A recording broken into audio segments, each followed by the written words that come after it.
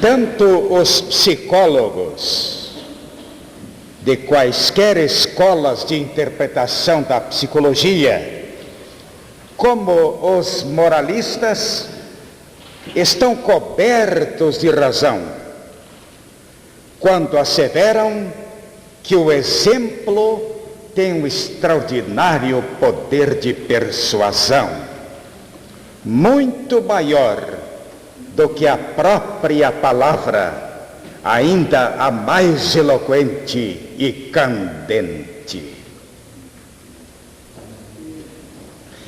Em virtude disso, nós precisamos de muito cuidado com o que fazemos.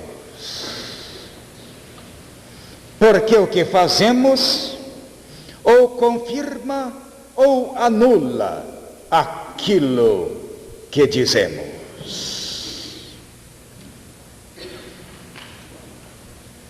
Nesses termos, esse texto bíblico que vem de ser lido apresenta-nos um luminoso exemplo do passado, a ser seguido pelos fiéis de todos os tempos e de todos os lugares. O exemplo dos judeus da cidade de Bereia, na Macedônia, que não se limitaram a ouvir, ainda que extasiados e perplexos até, a palavra dos missionários Paulo e Silas, mas fizeram mais do que isso.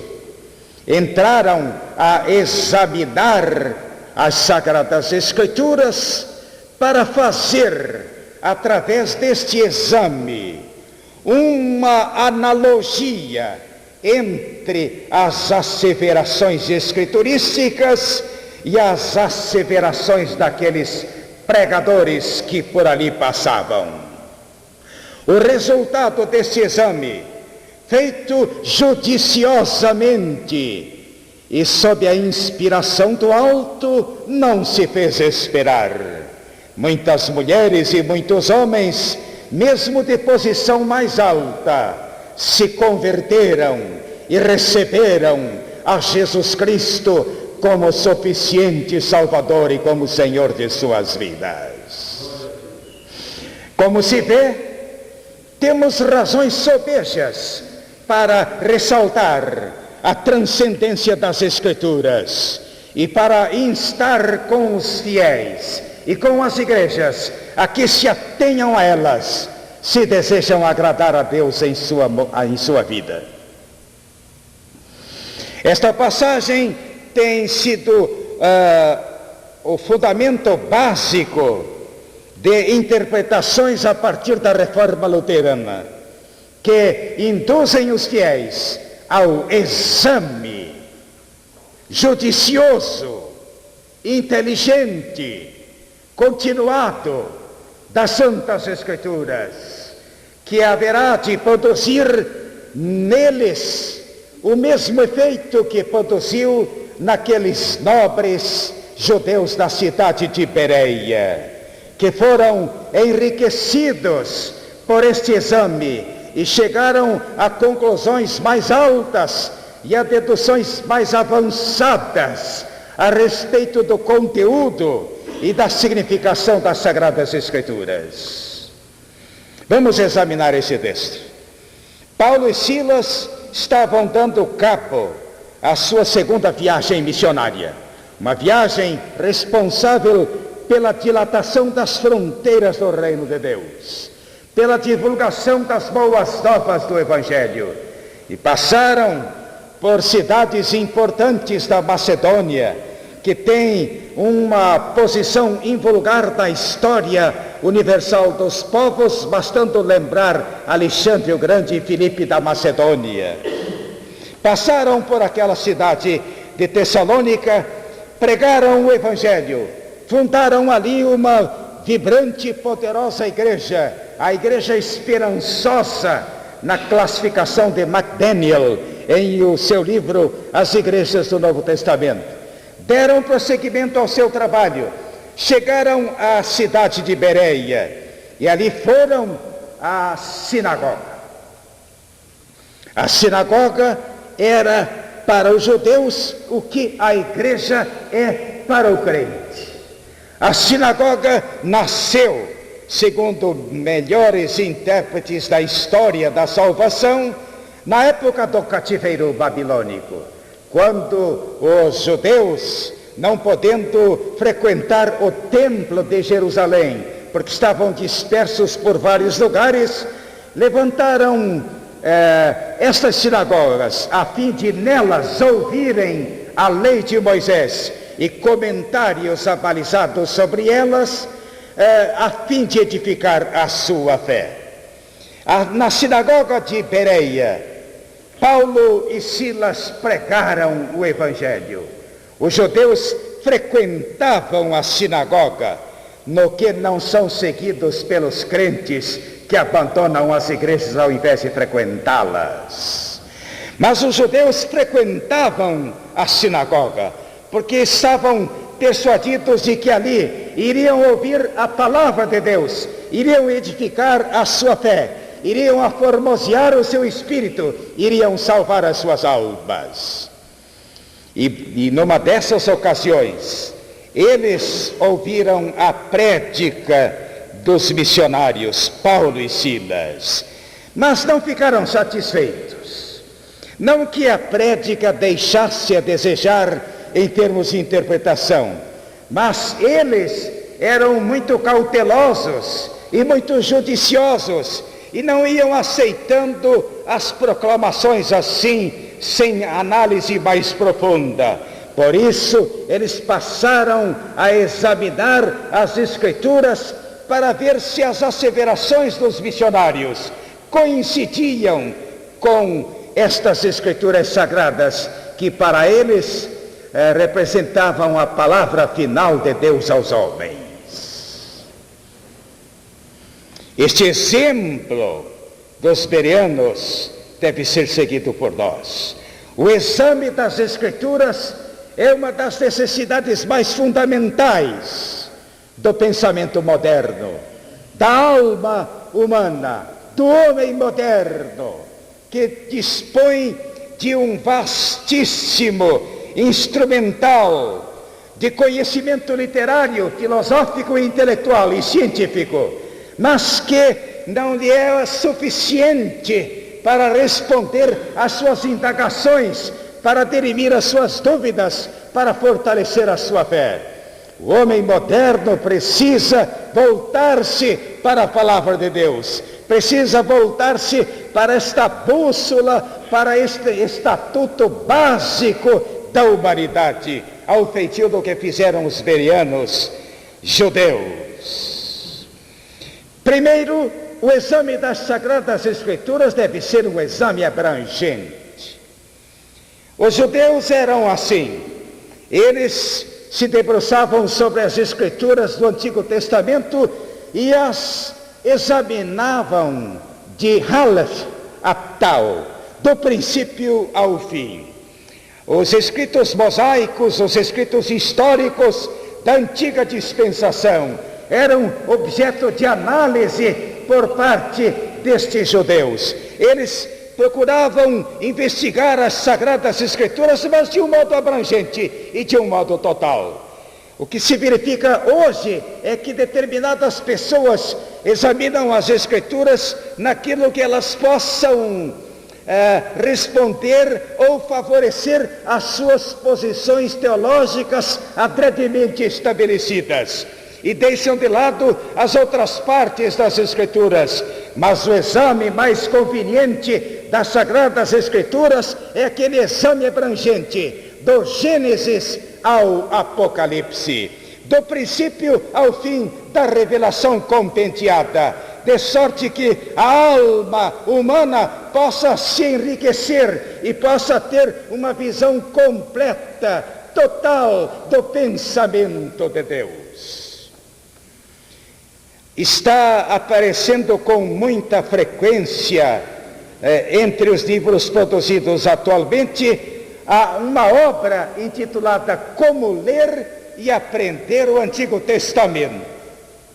Lá pelas tantas, um autor disse que ele acompanhava com tristeza o desconhecimento que os evangélicos têm do Antigo Testamento. As dificuldades que eles têm até de pronunciar os nomes e os acontecimentos históricos do Antigo Testamento, porque eles se apegaram ao Novo Testamento, aos Evangelhos, aos Atos, às Epístolas, ao Apocalipse, e abandonaram o Antigo Testamento sob a persuasão de que o Antigo Testamento é coisa para judeus. Os judeus é que devem conhecer o Antigo Testamento. Os judeus é que devem manusear o Antigo Testamento. Os judeus é que devem interpretar o Antigo Testamento. Mas o exame benéfico das Sagradas Escrituras é aquele que alcança o Antigo e o Novo Testamento no mesmo nível e no mesmo diapasão, para o fortalecimento da fé e para o crescimento na graça de nosso Senhor e Salvador Jesus Cristo. A esses respeitos, até as próprias sociedades bíblicas contribuem para um certo procedimento claudicante dos evangélicos, quando produzem porções da Escritura com ênfase nas Escrituras novotestamentárias, porções do Evangelho, porções das Epístolas, porções do Apocalipse, mas não porções do Antigo Testamento, quando muito porções do Saltério ou dos Provérbios, mas os livros históricos e o Pentateuco ficam postos de lado, o que cria uma dificuldade muito grande para os crentes crescerem no conhecimento de Deus e de sua vontade soberana e santa. O exame das Sagradas Escrituras que convém aos fiéis é um exame que abarca todas as passagens e todos os livros das Santas Escrituras.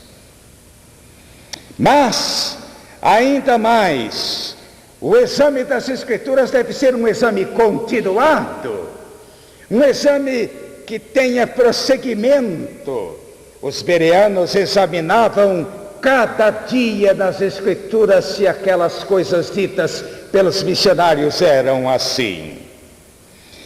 Há quem faça da Escritura uma caixa de pronto socorro, que é aberta nas situações de emergência e que é desejada em situações de dificuldades e de problemas.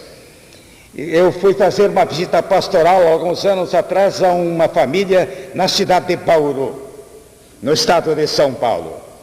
No momento de me retirar, pedi licença para ler um texto bíblico e para fazer uma oração. Hoje nós precisamos pedir licença aos crentes para ler a Bíblia e para fazer oração.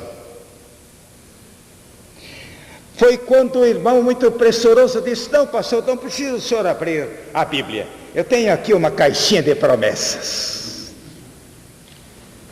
A caixinha de promessas, usada como talismã, como amuleto, como figa, para nos desviar do mal. Esta caixinha de promessas é levada no bolso, é colocada sobre a mesa e às vezes nós retiramos uma promessa, porque sabemos que as promessas são sempre boas. As promessas falam a nossa alma, as promessas nos alegram, as promessas nos edificam, mas outros textos que nos repreendem a respeito do pecado, a respeito da falta de fé, a respeito da incredulidade e a respeito do mal, nós colocamos de lado. E investigamos as Escrituras numa descontinuidade espantosa, irresponsável pela vida espiritual superficial, epidérmica, que crentes e igrejas vão levando.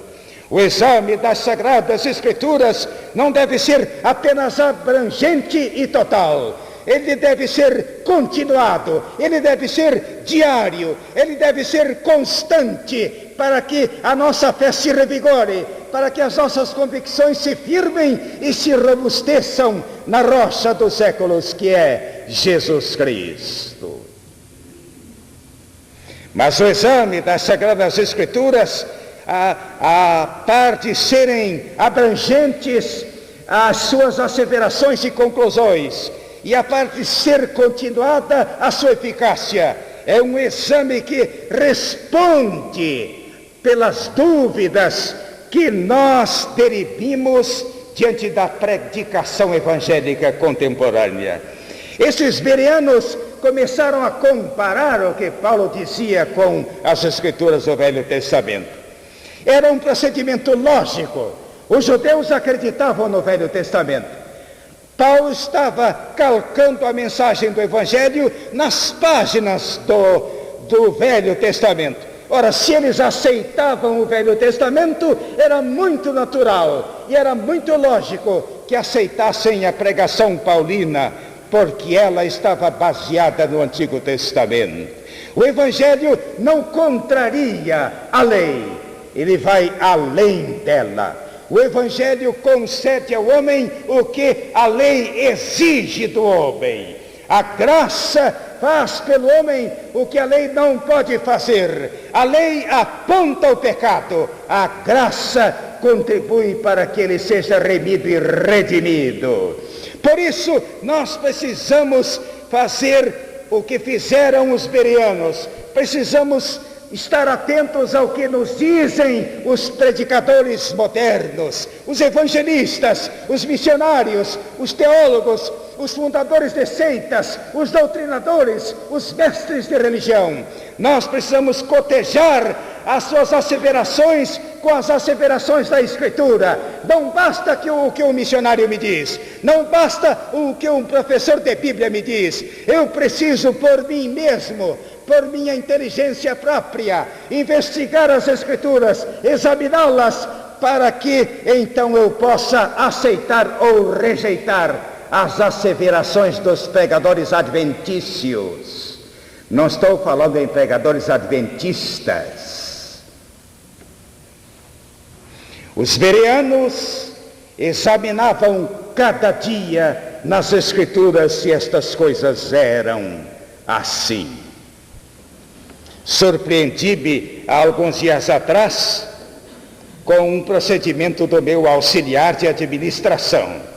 Um pouco antes do início de um culto de oração. Aqui estavam presentes, como sempre, poucas pessoas. Ele veio à frente até a mesa onde eu estava, preparando-me para iniciar a reunião, e colocou sobre a mesa vários exemplares das Escrituras Sagradas. Eu entendi logo, eram exemplares das Sagradas Escrituras de membros da igreja, que vindo ao templo, aqui deixam estes exemplares para utilizá-los depois por ocasião das reuniões. O que implica em dizer que nas suas casas eles não leem a palavra está lá na igreja, a palavra está no templo, a palavra está num escaninho, está em cima do banco, está em cima de um móvel, em cima do piano, em cima do instrumento, em cima do púlpito, mas não dentro do coração, não na nossa alma, não na nossa mente, para transformar-nos, para santificar-nos, para salvar-nos. Esta é a razão porque muitas pessoas correm atrás da falsa doutrina, correm atrás das novidades do mercado de religião, porque elas são infirmes, elas não têm firmeza, elas não têm convicção, elas não têm conhecimento, elas não têm temor de Deus, elas não conhecem a palavra de Deus e são levadas facilmente pelos ventos estranhos de doutrina. Eis aqui, meus prezados irmãos, um exemplo para ser seguido. O exame das Sagradas Escrituras deve ser abrangente. O exame das Sagradas Escrituras deve ser continuado. O exame das Sagradas Escrituras deve ter a finalidade de precaver-nos contra o falso ensino, contra o joio que se parece com o trigo, contra o mal que vem com a capa de bem, contra o erro que vem com o nome de verdade, contra a luz que vai sendo substituída pelas trevas. Nós precisamos adotar este exemplo em nossa vida, a fim de crescermos na graça e no conhecimento de nosso Senhor e Salvador Jesus Cristo. A citação das Escrituras é hoje um meio de conhecimento para os que estão distanciados da palavra bendita e eterna. Mas esta citação deve ser resultado de exame, de análise, de investigação, de leitura, de aprofundamento de nossos conhecimentos desta palavra santa que produz caracteres santos. Não foi o exame das Sagradas Escrituras que revolucionou a vida de Martinho Lutero? Não foi o exame das Sagradas Escrituras que transformou a vida de Wesley e fez com que ele fundasse um movimento religioso por todos os títulos admirável, o metodismo que primava pela santidade, pela retidão, pelo poder e pela consagração? Sim, sempre que o homem examina as Santas Escrituras, de modo abrangente, de modo continuado, de modo a prevenir-se contra o erro, ele se fortalece na fé e se torna uma bênção de Deus para o mundo perdido. Sigamos este exemplo. Numa época em que os mestres apelam para a força persuasiva e convincente dos exemplos, na busca e na formação de caracteres adamantinos, de que carece a sociedade pútrida e pervertida dos nossos tempos, entre governantes e governados. Examinai as Escrituras, porque vós cuidais ter delas a vida eterna, e são elas que dão testemunho de mim.